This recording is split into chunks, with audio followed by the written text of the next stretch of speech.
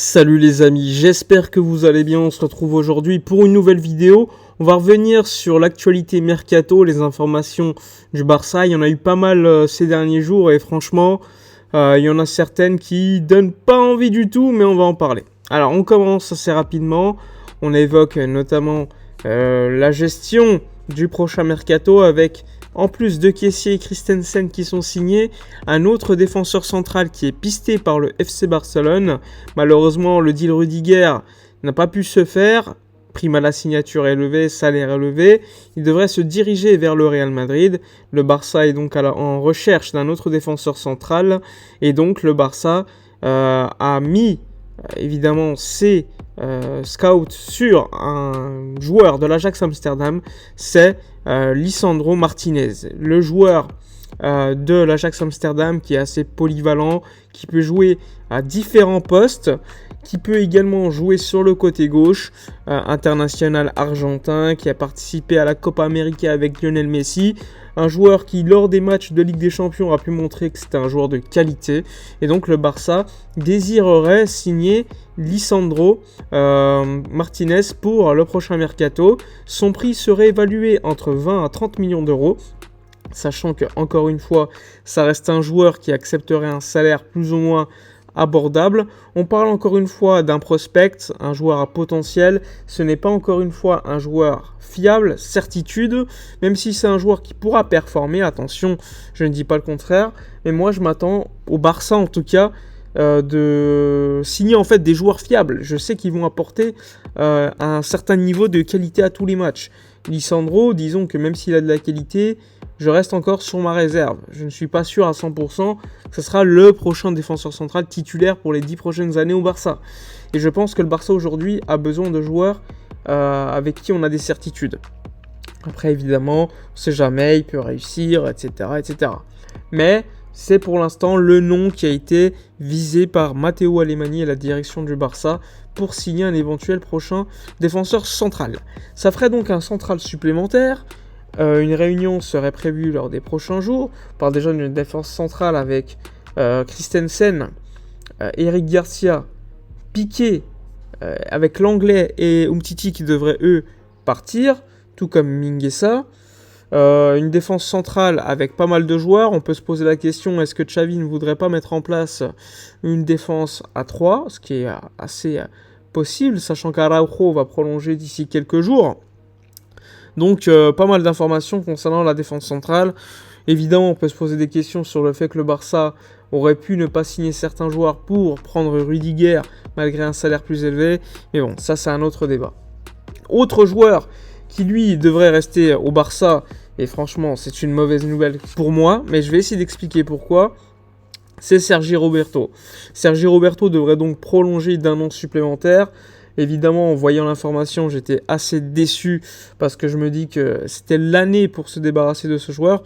Ça reste un an de contrat supplémentaire, c'est pas non plus 10 ans, mais quand même, tu pouvais te dire qu'on pouvait partir sur un nouveau cycle avec ce joueur, sachant que c'est un mec, on ne sait pas s'il va jouer latéral droit au milieu, je pense que c'est plutôt pour le latéral droit, sachant que Xavi demande de ses latéraux, surtout à droite comme Alves, de revenir dans l'axe. Quid de Sergiño Dest ? Quid du futur de Dani Alves ? On peut se poser pas mal de questions. Mais pour les détails techniques, on parle d'une baisse de salaire alors qu'il gagnait 9 millions d'euros net annuels, ce qui est énorme. Il pourrait toucher 2 millions d'euros net pour la prochaine saison, ce qui représente une dépense de 4 millions d'euros bruts pour le Barça, alors qu'avant c'était un salaire de 18 millions d'euros bruts, ce qui est énorme. Mais ce qui peut expliquer le fait que le Barça le prolonge, ça peut être également le fait qu'il avait une prime à la signature, enfin une prime de fidélité à recevoir cet été, s'il partait libre.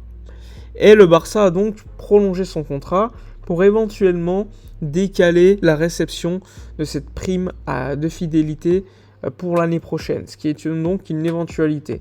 Sergi Roberto donc devrait prolonger d'un an, passant donc de 9 millions d'euros net à 2 millions d'euros net, ce qui a un salaire assez équilibré, il faut le dire, mais il ne te permettra pas non plus de créer du fair play pour signer d'autres joueurs, comme il était libre, il s'agit d'une prolongation d'un contrat, mais c'est un nouveau contrat puisqu'il était libre, et donc il n'y a pas d'économie, et donc pas de fair play créé du fait de la baisse de salaire de Sergi Roberto. Et ça, c'est une déception, sûrement parce que je pense que Xavi comptait beaucoup sur lui, il en a parlé en conférence de presse, Laporta était également friand de garder un mec comme lui.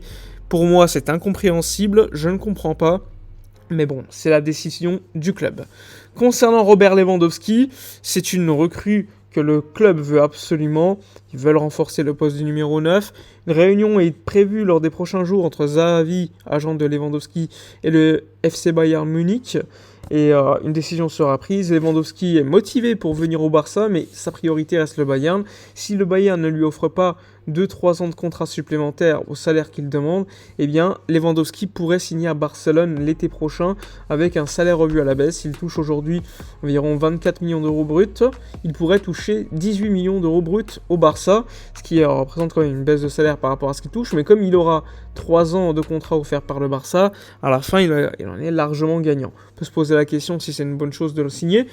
Au début j'avais un avis, je l'ai déjà suffisamment dit, assez contradictoire, hein. Je pensais que Lewandowski serait pas un bon choix, je voulais plutôt un mec plus jeune, mais Lewandowski, contrairement à Lisandro comme je le disais tout à l'heure, c'est un joueur fiable, même s'il a 34 ans, physiquement il a l'air fit, le mec se blesse jamais, c'est un mec qui te rassure 30-40 buts par saison.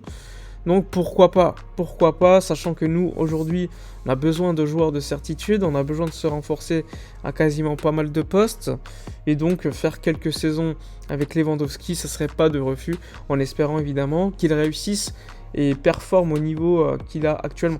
Après, ça reste encore très tôt, il faut que le Bayern accepte son départ, trouve un remplaçant, mais il bosse déjà sur un potentiel remplaçant, hein.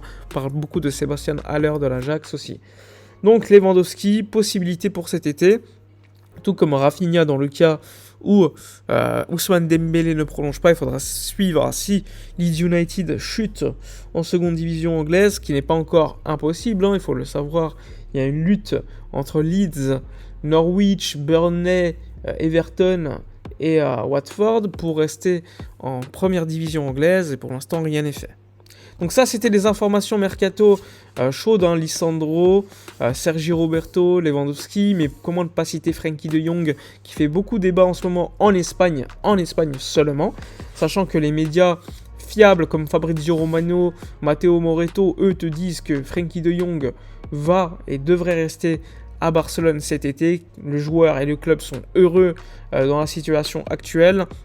Le club, Jordi Cruyff a dit publiquement qu'il voudrait, que Frenkie allait rester et que le club comptait sur lui. Après, il n'est pas impossible que le club prospecte également dans la possibilité de le vendre. Mais personnellement, ça m'étonnerait, sachant que Xavi, encore en conférence de presse, a expliqué qu'il comptait absolument sur lui, que c'était une pièce maîtresse, etc., etc. Donc, pour l'instant, ce qu'on sait, c'est que Frenkie a acheté une nouvelle maison à Barcelone, ce qui n'est pas donc le signe d'un joueur qui veut partir. Mais évidemment, ça ne veut rien dire. Tout est possible dans le mercato.